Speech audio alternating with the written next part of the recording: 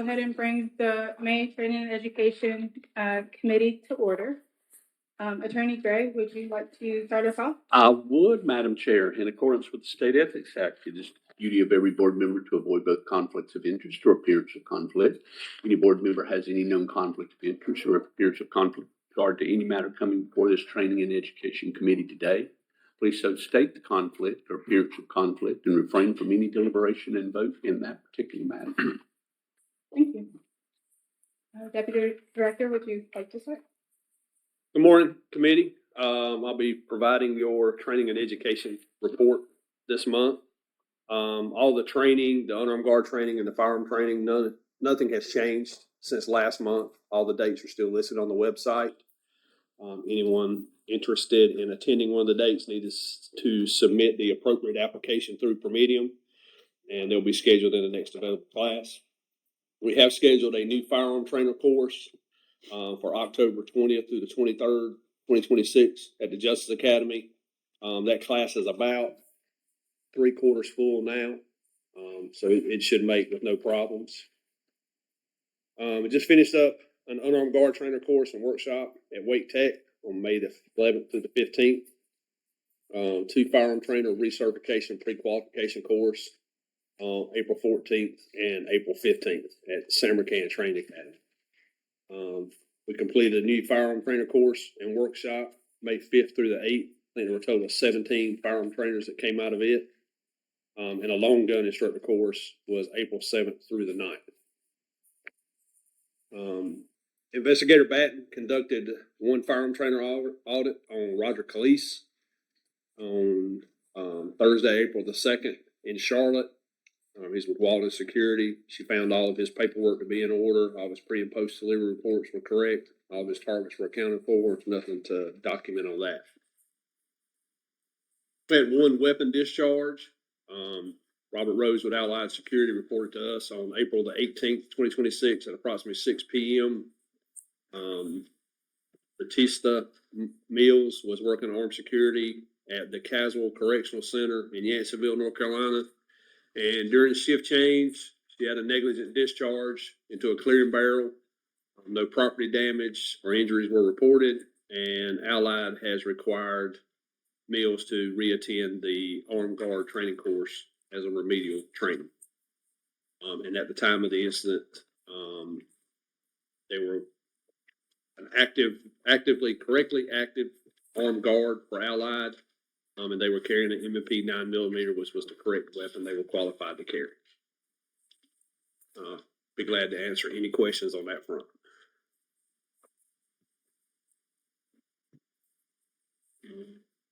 Thank you. Then I have as far as I know, there are not any topics for discussion this month. I think we've pretty much taken care of anything. And then I have the list of CE courses for approval for renewals and new.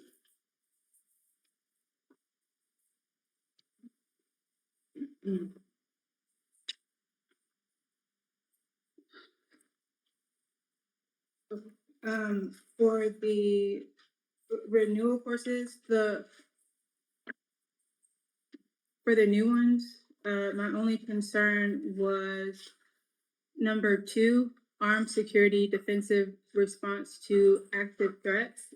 When it came to the tactical emergency casual care, I was looking at the resumes for the 3 instructors listed. I noticed that Nicole Thurman, she is a registered nurse, and that she was trained in that, but not an instructor in that. So that would be my only concern for approving that course, for them teaching it to students. Okay. I'm not sure how many people are going to take a 16-hour program anyway. I don't know. Well, this was in-house only. Do it. If I'm not mistaken, I'm gonna pull it real quick, but I thought that said it was in-house. Maybe right. Yeah, Did it? open to just A&R Tech. Is that the top?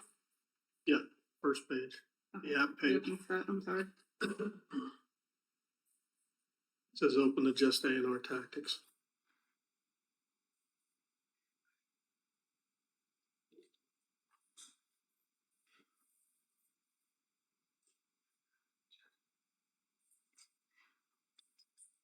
But you don't think that you should be certified to, Oh, no, I agree 100% with what you're saying. okay. Yeah, I'm with you there.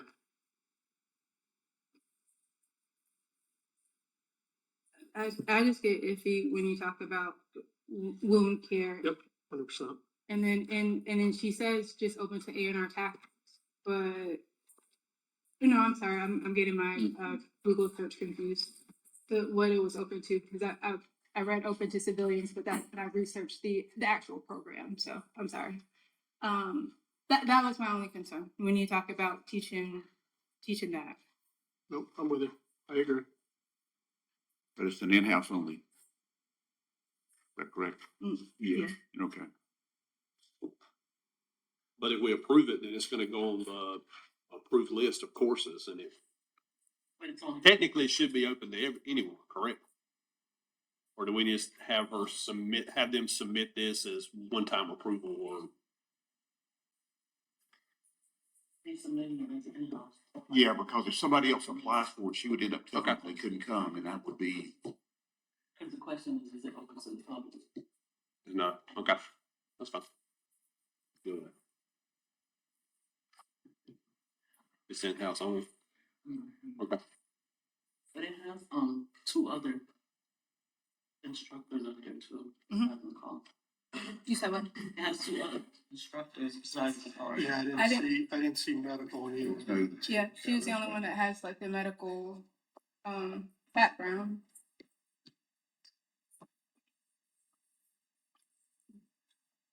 So, I mean, I'm open to discussion. That was my concern.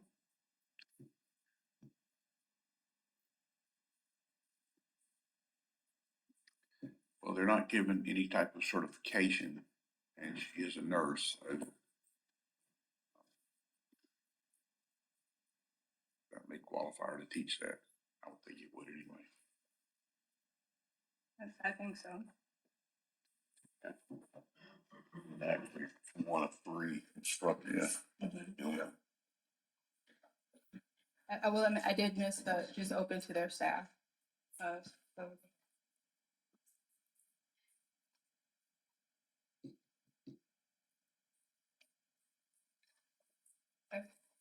I'll make a motion to accept the new courses. Second. Okay. When it comes to renewal courses, I think. Vote on the new. Oh, sorry. Any discussion? All those in favor say aye. Aye. Any opposed, nay? That passes. Okay, for the renewal courses, I didn't see anything, so I'll accept the motion to accept all renewal courses. Second. Any discussion? Okay, all those in favor say aye. Aye. Any opposed? Last night, no, I'm sorry, we wanted to.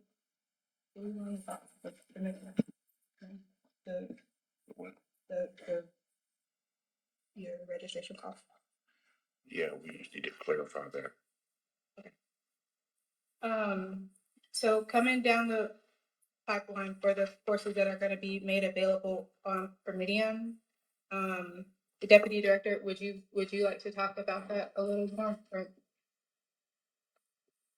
As far as the continuing ed, I guess, license, Yes, It's still being developed. okay. When you say it's still being developed, the software. For Medium, still building the application and all that. They gave me they have a goal of July Okay, for having it ready. so we could look at a possible implementation date of, say, January, because we might have to notify all the instructors about the fee and, That'd probably be reasonable. okay.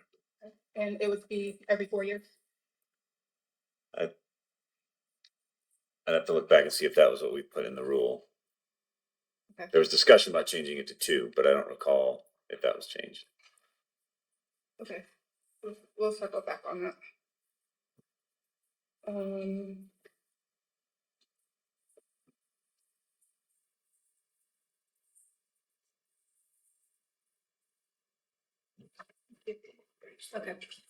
Let them know we got it, table. Last night we received an email from Bill McCray, talking about, the armed requirements and, crisis intervention and mental de-escalation. So that's something that I know that he was passionate about and he wanted to speak on, so we decided to table that discussion until July. But we did want to make sure that the outline that he sent out was sent to all the board members for that discussion for July. I'd asked Bill, a while back to look into finding us some more training programs available for armed security, because, or armed and unarmed security, because we have so many investigative forces for PIs listed, but we just don't have a lot to choose from. And, so he has found a program out of Florida. It's called the Guardian Program, and it's actually administered by the sheriffs, I think, but, Bill sent it, myself and Candace yesterday evening, so, didn't really have a chance to look into it. And I think Bill needs to be the one to come and talk about it, because he's more familiar with it than I am. Is that for CE, for continuing ed courses? Continue it. Okay. Yeah. This is a long program, it's a 144-hour program, but there may be pieces of it that we can look at that would be good for him. But it's called Florida's Guardian Program.